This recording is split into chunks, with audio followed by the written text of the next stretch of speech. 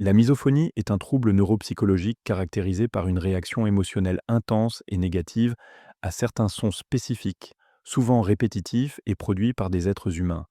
Ces sons, tels que le bruit de mastication, de respiration ou de tapotement, provoquent chez les personnes atteintes une irritation, une anxiété, voire une colère disproportionnée.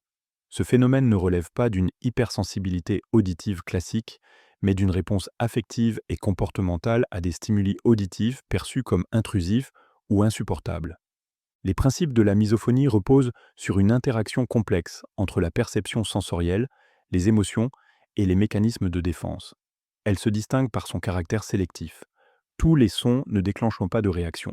Seuls certains déclencheurs spécifiques provoquent une réponse immédiate. Cette réaction peut être accompagnée de manifestations physiologiques comme une accélération du rythme cardiaque ou une tension musculaire.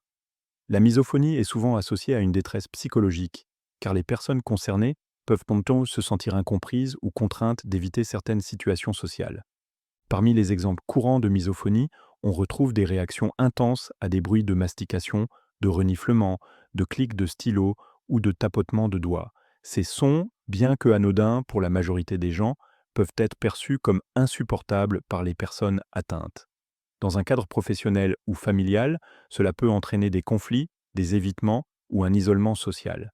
Certains individus développent des stratégies pour se protéger, comme l'utilisation de bouchons d'oreilles ou l'évitement des lieux publics. Malgré les difficultés qu'elle engendre, la reconnaissance de la misophonie peut avoir des bénéfices.